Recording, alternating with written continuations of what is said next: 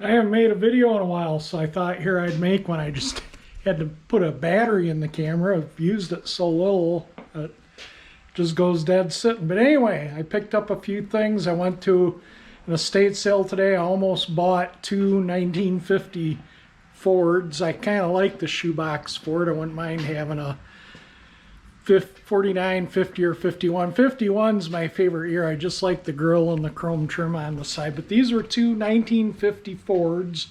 One was a custom two-door. The other was a convertible. The custom two-door was still pretty much all there, and it had probably a repaint 50 or 50 years ago anyway. It was a dark blue originally, and somebody repainted it a light green. And it still had its original flathead. It was stuck. The inside of the intake was all rusty. There was no plugs, so, and I'm just noticing the camera lens is really dirty, so let me clean it. There we go. I don't know if that made any difference or not, but anyway, yeah, the custom two-door was a restorable car, but you know, the engine severely stuck.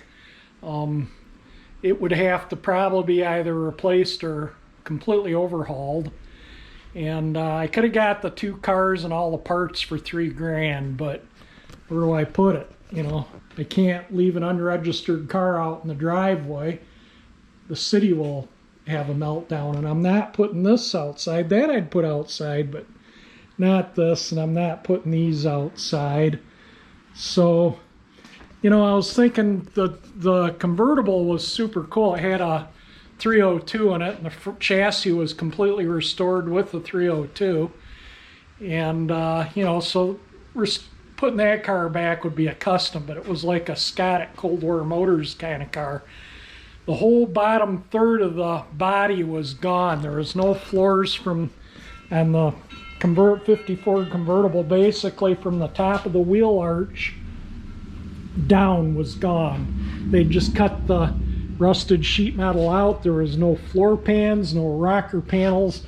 It had the front cowl assembly, and that was all repaired and bolted to the frame, but you could move it. It was strapped up to the rafters in the garage so it wouldn't, you know, fall over. And it was rough. The convertible was, I think the custom two-door was meant to be a parts car for the convertible, but the parts car is more restorable than the convertible because it was, like I say, a Cold War Motors splice car. You would have to use the whole bottom third of the two-door, which still had rust in the driver's side floor, but for the most part the undercarriage and the lower part of the car was in pretty good shape. The bottom of the front fenders were gone, the bottom of the doors were gone. Had some rust through in the floor pan in the front, but it was all there, and it had re-chrome bumpers wrapped in cardboard.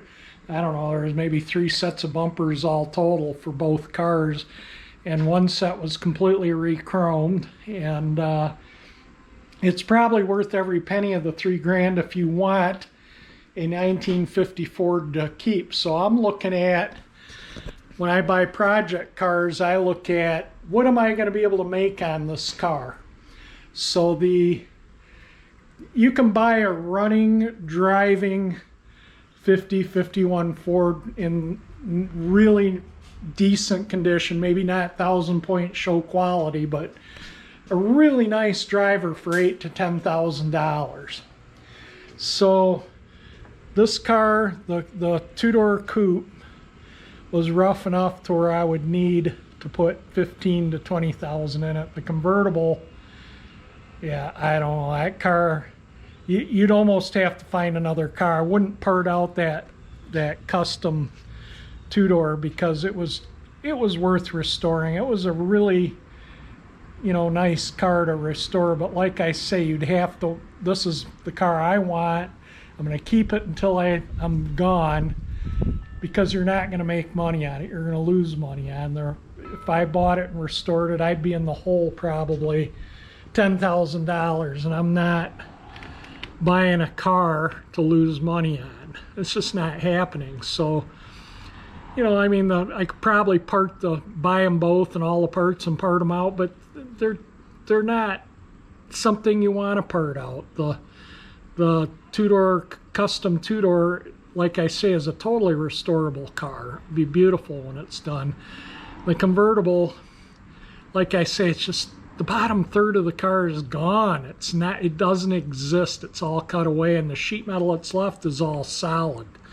And there was a lot of repair panels. There's some floor pans, but you still got to make rockers, and you got to square everything up, you know, make sure everything fits and is true. It's all, you've seen the work Scott does on his splices. It's not something I really want to get involved in. My arthritis, especially in my left knee, has been just kicking my butt. It's just been miserable dealing with that. But anyway, just thought I'd share with you that I have, you know, I do keep my eye out for cars. And I do like the shoebox era Fords a lot. There's something I would do. I would love to restore one, but you know, I don't want to turn it into a money-losing project, and it would be a significant money-losing project. But anyway, now we're going to talk about the bike for a minute. So I was out of state sailing. As I say, these Fords, there's a '59 Thunderbird at the same estate sale, and the guy had just bought it, and they pushed it out of the garage, and it had 2011 tags on it, and he wanted to see it run. So I helped him get it started, and actually we primed up the carburetor, and it needed full, you know, the Thunderbird needed a lot of work. It was an old restoration that somebody started to do some work. It looked like it had been hit in the left rear lightly, very lightly, and it looked like somebody was starting to do the repair work on that, minor collision work. But they were the king and queen of the Dream Cruise at one time, because there's signs and shirts and stuff that showed that. And I assume that was probably pre-2011 when that Thunderbird was still on the road. The '59 Thunderbird, it was red with the 352. And anyway, we did get the 352 started. It had a dead cylinder, but you know, it could be a bad plug wire or plug, or you know, who knows what. But it ran, didn't knock or anything. So that guy's got a project, and that's something, you know, maybe if the price is right, I would have purchased it to flip, you know, to fix up and flip, as it didn't need a, you know, a huge major restoration, because it been restored probably, I would guess, in the 70s or 80s. And but it was a neat car. But anyway, I was out of state sailing. I'm getting off track here, and I bought, this was at the estate sale that the cars were at. So I did buy something. This is a Motorcraft. It's for the Motorcraft 2 barrels, and I rebuild them, you know, so it's not like, you know, it was $1. So how can you go wrong a carb kit for $1? And I have hundreds and hundreds of carb kits, and I use them. I don't sell them, I use them, because I buy carburetors and rebuild them and sell them and whatnot. But anyway, oh, and you notice a Rio engine here, and if you looked at my past videos, I picked up another tricycle, but these are too big for that other tricycle I got. I want to find a little 4-stroke like weed trimmer engine or something. We'll try and get this going, but this is super stiff. Can't even move the choke. The engine turns, but it's stiff, and it has 0 compression, so I don't know, it might have a stuck valve, and it's got loose crankcase bolts. But I bought this engine for parts, and I didn't get this in a estate sale. I bought it off Marketplace. So the trike about the key slot on the crank is hogged out slightly, and if the engine coughs back, it slips the flywheel just enough to where it runs poorly. It'll still run, but you give it throttle and it starts popping through the carburetor. And all I got to do is loosen up the nut, recenter the flywheel, tighten it down, and it's good again. It runs perfect. So it's because that key slot's hogged out on the crank, so I thought I'd use the crank out of this engine in the Trikeabout's engine. That engine was completely worn out. That's on the Trikeabout. I had to put another piston, new rings, and connecting rod was worn out, so I put a rod in it. Found all the parts online, gaskets I had, I had the rings and the gaskets. I had to hunt up a piston and a rod, and but this engine I think we'll use the crank, and I'll put the crank from the other engine in this. Maybe we'll see if we can get this thing running. Yeah, I don't see any reason why we couldn't. I think I have more of those rings, so I can change the rings if need be and lap the valves. But anyway, we got another real engine. The model tag is missing, you know, the little sheet metal there, and it's, you know, it's kind of missing some things. You can see the crankcase bolt there undone. So I don't know what's on, but you know, for the price, and it, like I say, it's got, you know, I'll have a good crankshaft. I was looking for a used one cheap just for the crank, so we got one right there. And now we'll go to the motorcycle.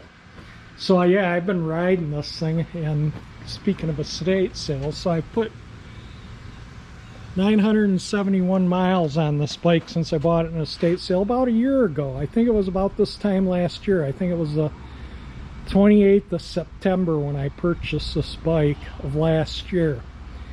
And so one of the estate sales I went to today was the guy that was running it is the guy that I purchased this bike from.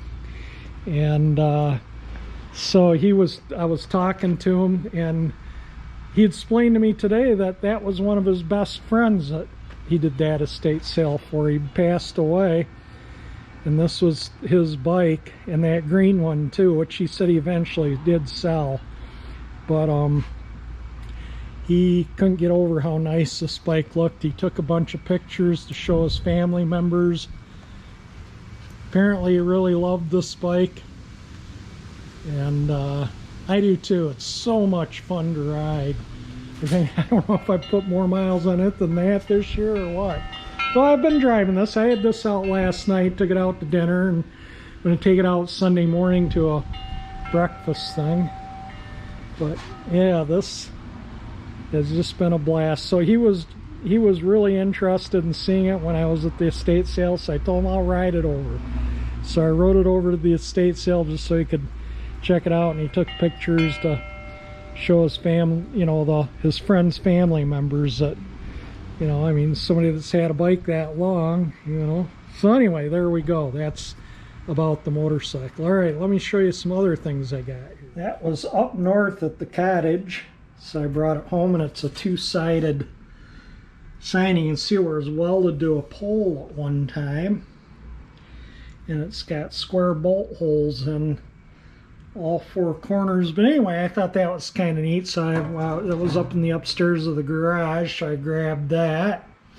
And a neighbor gave me this, so I'm gonna get the pressure washer out, clean it up, get it running, and put it on Marketplace. And I got this, so we'll see how that works. Brand new in the box. I'm gonna start working on that tank soon. I just been so busy. You know, summer I changed gears from restoring to gardening and doing other summer things, cruising and riding my bikes and stuff. This kind of restoration stuff's my winter project stuff, and when summer comes, if a project isn't done, it sits pretty much all the whole summer like this has. And then when the weather turns foul again, then I, you know, come out here and I'll start. That's all I got left. That and the bottom of the seat, no big deal. And so, oh yeah, and I brought this back from up north. I used to run this on the rowboat up there on a little lake. So there's past videos of me running this. I'll put a link in the description to this motor running on the boat. I have new decals for it. I just never put them on. It's a 1926 Johnson. It's an 825. There's the serial number. If any of you motor nuts out there, it's 31302. It's the serial number on it. And like I say, it runs beautiful. So it starts one or two poles every time. And this is like a Model T. So, yeah, you know, Model Ts were the latest car on the road. And you have your throttle, choke, that's slow, your timing. So when you go out On the boat, you got to adjust your timing according to where you have the throttle, and you put it down there for chokes. It's S for slow, F for fast, and then down at the bottom there's a, I don't know if that shows up, a C for choke, and then there's a mixture screw here. So as you change speed, like that would be fast, and you'd richen this up just slightly. And then when you slow the motor down, you move the timing, retard the timing, and move the throttle valve closed, and then you have to lean it out a little bit too. And then this is the float needle, and that comes up when the float fills. And to cold start it, you prime it by pushing that down to flood it, and you put it on choke, put your timing about there, and usually one pull away it goes, cold or hot. These motors were built in a 22 horsepower version, you know, obviously big cylinders, right up into the 80s, these big opposed twin Johnsons, because the Eskimos liked them up in the Arctic because they would start well in cold weather. The new outboards wouldn't start in the cold weather, these would. So Johnson made that style of opposed twin for a long, long time because, like I say, the Eskimos liked them because they started easy in the cold. I also picked up this cool little owl night light. It's got a light bulb in the bottom, like one of those lights, like, you know, those Christmas villages where it used. The cord was all chewed up by a cat, so I cut it off where it was done being chewed and put a plug on it just so I can see how it lights up. But it's hard to hold it and plug it in. There, you can kind of see how it lights up with the marbles. Super cool. Anyway, yeah, I've always liked owls, so I kind of thought that was kind of neat. I'll eventually get a longer, you know, thing with light with power cord. I just wanted to see how it looked illuminated, so that's why I put a plug. But yeah, I'll find one of those, you know, longer at another estate sale. I'll probably find, you know, maybe one of those Christmas houses for $1 and rob the power cord out of it. And anyway, there we go.